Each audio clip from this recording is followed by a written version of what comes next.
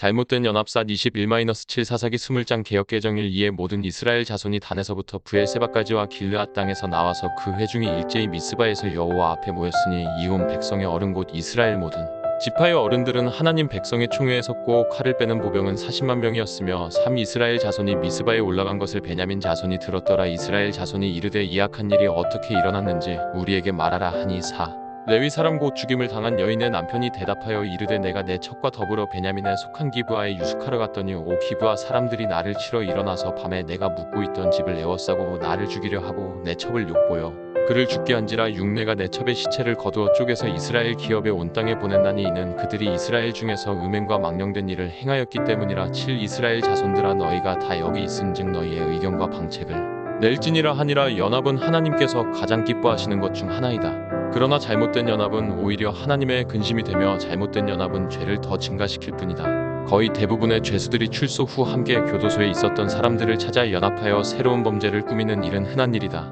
본문은 잘못된 연합을 보여주고 있다. 한 개인의 보복 문제가 지파 연합을 형성하고 결국엔 이스라엘 지파 간의 전쟁이 일어나게 된 것이다. 미스바의 베냐민 지파를 제외한 11개 지파의 보병 40만 명이 모였다. 현재 우리나라 육군의 수가 약 50만 명이란 사실을 알게 되면 이 규모가 얼마나 큰지 알 수 있다. 미스바 총회에 모인 리더들은 토막난 시체의 사건의 진위 여부를 묻는다. 레위인은 철저히 자기중심적 사고로 서술한다. 자신이 첩을 둔 죄, 분별력의 상실과 위기에서 첩을 문 밖으로 내던진 과오에 대해선 한마디도 하지 않는다. 오히려 자신이 왜 분노하고 있는지 총회 리더들을 설득한다. 자신의 죄는 가리고 상대의 죄만 부각시키고 있다. 사실 이런 경우를 자주 본다. 교회 안에 갈등이 있을 때 성도들은 심각할 정도로 자기중심적 논리를 편다. 모두 타 성도 탓이다. 자신이 원하는 대로 편집해서 상대방의 죄만 부각시켜서 말한다. 그래서 잠언은 송사한 사람의 말을 모두 들어봐야 한다고 가르친다. 잠언 18장 17절. 송사에서는 먼저 온 사람의 말이 바른 것 같으나 그의 상대자가 와서 밝히느니라.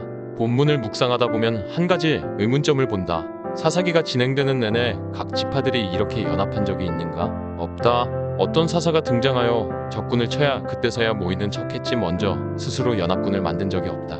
이 얼마나 비참한 일인가? 하나님의 나라가 짓밟히고 있을 때는 먼 산 보듯 한 사람들이 레위인의 충동질에는 격하게 반응한다. 이건 문제가 심각하다. 하나님의 말씀이 없는 삶의 특징이 바로 이런 것이다. 지금 이 시대를 보자. 정당한 소리에는 귀 기울이지 않는다. 그러나 내가 손해보는 일이 발생하면 모두 들고 일어나 타도를 외친다. 지금 레위인과 우리 사회가 무엇이 다른가? 사탄은 항상 어떤 이슈를 만들고 사람들의 분노를 한 곳에 쏟게 한다. 이것이 이 세상의 정치다. 사회적 문제가 발생하면 반드시 사람들의 분노를 쏟아낼 무엇가를 찾아야 한다. 이러한 관점으로 세상을 한번 보라. 우리가 얼마나 사탄에게 속고 있는가? 본문은 불법에서 불법으로 치닫고 있다. 율법에는 반드시 두 증인이 필요하다. 신명기 19장 15-21절. 그런데 한 사람의 말만 듣고 분노한다. 율법을 가진 하나님의 백성들이 율법을 어기는 오류를 범하고 있는데 이것을 전혀 모르고 있다. 오히려 자신들의 연합이 정당한 것처럼 말하고 있다. 결국 레위인의 충동의 분별력을 잃은 민족 간의 전쟁이 발발하게 된다. 가만히 묵상해보면 우리들도 이런 모습이 있다. 하나님의 말씀의 기준으로 사람들을 판단하면서 정작 자신이 재판관이 되어 하나님의 말씀을 어기고 있다. 하나님은 그 누구에게도 재판관이 될 자격을 주지 않았다. 본문은 레위인의 분노와 충돌의 심각성을 보여주는데 사실 레위인의 분노는 베냐민 지파 기브아 사람들 중 일부의 불량배들이다. 그런데 레위인의 진술을 자세히 보면 그 감정이 베냐민 지파 전체로 향하는 것을 느낄 수 있다. 우리의 모습이 바로 이런 모습이며 인간의 죄성을 고스란히 보여주고 있는 대목이다. 왜 하나님께서 눈에는 눈, 이에는 이라는 말씀하셨는가? 인간의 분노는 한계가 없다. 그래서 하나님은 적당한 한계점을 둔 것이다. 언제든지 우리 안에 분노를 가지고 있는 것은 무엇이 되었든 우리를 하나님의 말씀 안으로 이끌어가지 못한다. 가슴에 숯을 담고 있는데 어떻게 타지 않을 수 있단 말인가? 자기인식이 없는 분노는 결국 돌이킬 수 없는 강을 건너게 한다는 사실을 기억했으면 좋겠다.